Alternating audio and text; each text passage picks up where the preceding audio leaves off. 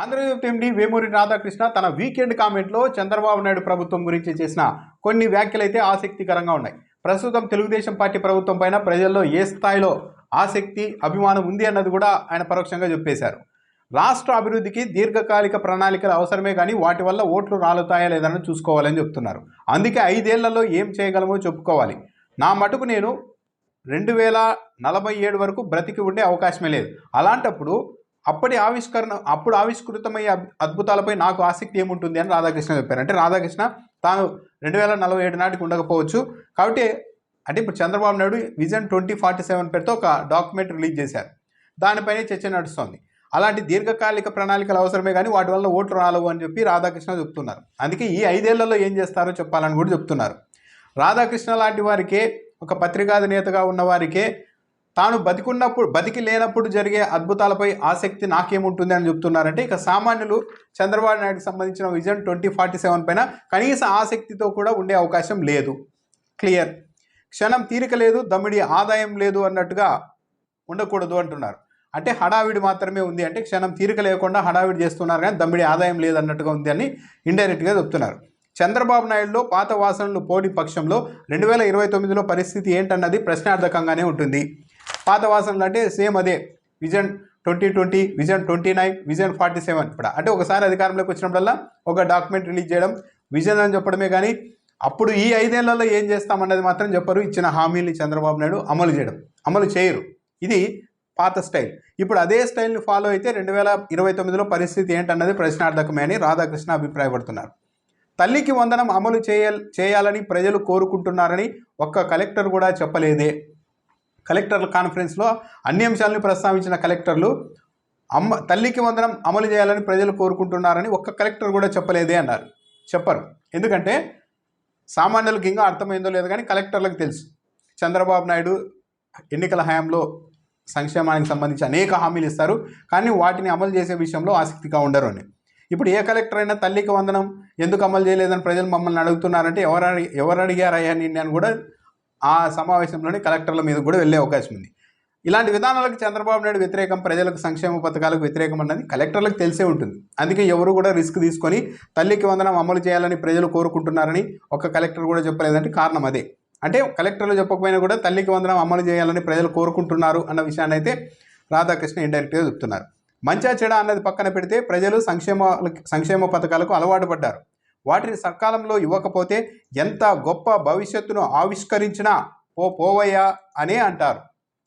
అంటే సంక్షేమ పథకాలు అమలు చేయకపోతే మీరు ఎన్ని చేసినా కూడా ఏం ఉపయోగం లేదు అని చెప్తూ ఉన్నారు. అయితే జగన్మోహన్ రెడ్డి అధికారంలో ఉన్నప్పుడు మాత్రం అసలు ఈ సంక్షేమ పథకాలు పప్పు బెల్లాలని రాశారు. ఈ ఆంధ్రజ్యోతి కావచ్చు, పత్రికల్లో వీళ్ళే పప్పు బెల్లాలని అప్పుడు చెప్పారు.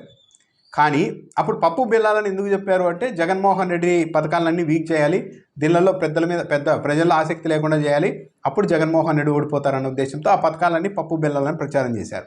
ఇప్పుడు మళ్ళా గెలవడం కోసం ఎలాగైనా సరే మీరు సంక్షేమ పథకాలని అలవాటు చేయాల్సిందే, ప్రజలు వాటికి అలవాటు పడ్డారు అని చెప్తూ ఉన్నారు రాధాకృష్ణ. అలా పథకాలు అమలు చేయకపోతే పోవయ్యా అంటారని కూడా చెప్పేస్తున్నారు. ఆయన విజన్ను మెచ్చుకునే వాళ్ళు ఓటర్లు కాదు, చంద్రబాబు నాయుడు అద్భుతమైన విజనరీ అని చెప్పే వాళ్ళంతా ఓటర్లు కాదు అని రాధాకృష్ణ అభిప్రాయపడుతున్నారు. అంటే మీడియాలో పెద్ద వాళ్ళు అంతా నువ్వు పెద్ద విజనరీ అని చెప్తారు కానీ వాళ్ళు ఎవరు ఓట్లు వేరు తెలుగుదేశం పార్టీకి, ఓటర్లు కూడా కాదని చెప్పేస్తున్నారు. కూటమి ప్రభుత్వం పట్ల ప్రస్తుతం సంతృప్తి కానీ అసంతృప్తి కానీ లేదు. ఇకపై కూటమి ప్రభుత్వ పనితీరు, ఎమ్మెల్యేల వ్యవహార శైలిని బట్టే ప్రజల అభిప్రాయం ఉంటుంది.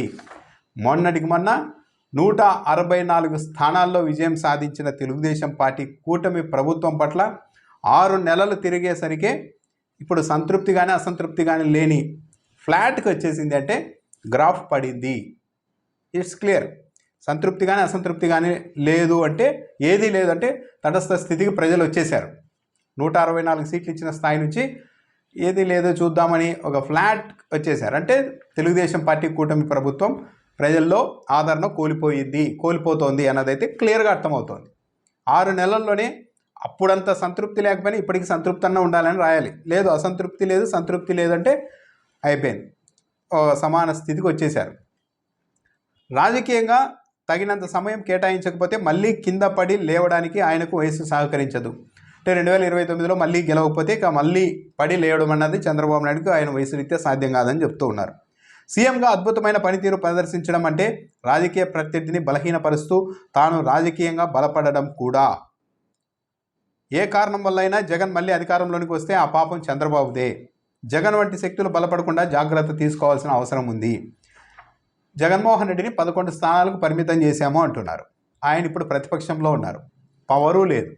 అయినా సరే బలహీనపరచాలి ప్రత్యర్థిని అని చెప్తూ ఉన్నారంటే ఏది 2014, 19 మధ్య 23 మంది ఎమ్మెల్యేలని జాయిన్ చేయించుకున్నట్ట, లేకుంటే వైసీపీ నేతలకందరికీ గాలం వేయడమా, లేకుంటే ఇంకో రకంగా ఏదైనా కేసుల విషయంలో కావచ్చు ఇలా ఏదైనా ఇబ్బంది పెట్టి జగన్ని ఇబ్బంది పెట్టడమా?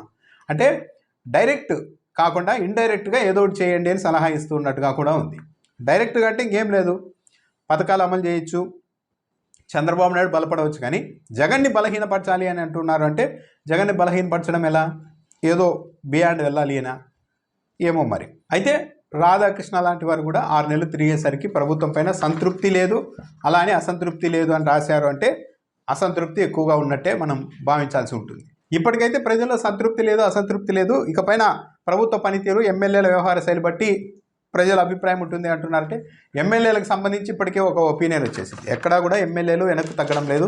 ఈవెన్ చంద్రబాబు నాయుడు చెప్పినా తగ్గేలా లేరు. లిక్కర్లో కావచ్చు, శాండ్లో కావచ్చు, మైనింగ్లో కావచ్చు, ఇతర అవకాశాల్లో ప్రతి దాంట్లోనూ ఎమ్మెల్యేల జోక్యం జరుగుతోంది. బాగానే చేస్తూ ఉన్నారు. అది ఈనాడు, ఆంధ్రజ్యోతి లాంటి పత్రికలు కూడా ప్రధానంగా రోజు రాస్తూనే ఉన్నాయి. కాబట్టి ఇక ఎమ్మెల్యేల వ్యవహార శైలి కొత్తగా మారుతుందని అయితే ప్రజల్లో అభిప్రాయం ఏం లేదు వాళ్ళ మీద సానుకూలంగా. ఇక ప్రభుత్వ పనితీరు అంటే డిసైడింగ్ ఫ్యాక్టర్ సంక్షేమ పథకాలు అమలు చేస్తారా లేదా అన్నది. ఆ పథకాలు అమలు చేయకపోతే మాత్రం ఇక ప్రభుత్వం మీద కూడా సానుకూలత ఉండే అవకాశం లేదు. అంటే ఇప్పుడు రాధాకృష్ణ చెప్పినా ఎవరు చెప్పినా మనం గమనించాల్సింది ఏంటి అంటే చంద్రబాబు నాయుడు ప్రతిసారి అధికారంలోకి వచ్చినప్పుడు డాక్యుమెంట్ విజన్ 2020 అన్నారు ఫస్ట్లో, ఆ తర్వాత 29 అన్నారు, ఇప్పుడు 47 అంటున్నారు. ఇవన్నీ ఎందుకు అంటూ ఉంటారంటే ఇప్పటికిప్పుడు చేయాలంటే కష్టం. అదే 47 అన్నామనుకోండి, అప్పటికి రాజు ఎవరు ఉంటారో ఎవరు పోతారో ఎవరు ప్రశ్నించారు, దాని మీద ప్రశ్నించడానికి ఉండదు. విజన్ 47 అంటే చంద్రబాబు నాయుడిని ప్రశ్నించే అవకాశమే ఎవరికీ ఉండదు. అదే ఈ 5 ఏళ్లకు సంబంధించి ఏదైనా విజన్ ఇచ్చారనుకోండి, ఒక ఏడాది గడిచినప్పటి నుండే మొదలు పెడతారు. ఈ 5 ఏళ్లలోనే ఇవన్నీ చేశామన్నారు కదా, అసలు మీరు మొదలే పెట్టలేదు, ఇవ్వలేదు, ఇదేనా మీ విజన్ అని ప్రశ్నిస్తారు. అందుకే చంద్రబాబు నాయుడు ఎప్పుడు కూడా దగ్గరి విజన్ ఎప్పుడు ఆయన ఆలోచించారు. స్వల్ప విజన్ అనేది పరిగణలోనికి తీసుకోరు. ఎందుకంటే స్వల్ప విజన్ ఆవిష్కరిస్తే దానికి వెంటనే సమాధానం చెప్పాల్సి ఉంటుంది, దాని ఫలితాలు ఏవి అన్న ప్రశ్నకి. అందుకే దీర్ఘకాలికంగా విజన్ తీసుకున్నాం అనుకోండి, 47 వరకు ఎవరు ప్రశ్నించడానికి ఉండదు. ఇంకా 47లో ప్రశ్నించండి అనొచ్చు, అప్పటికి ఎవరు ఉండకపోవచ్చు ఇంకా. కాబట్టి ఇదంతా ఒక టాక్టిక్, ప్రజల్ని మభ్యపెట్టడం, ముందుకు తీసుకెళ్ళడం, అలా నడిపేయడం కాలాన్ని. ఇందులో భాగంగా చంద్రబాబు నాయుడు చేస్తూ ఉంటారు ఇవన్నీ.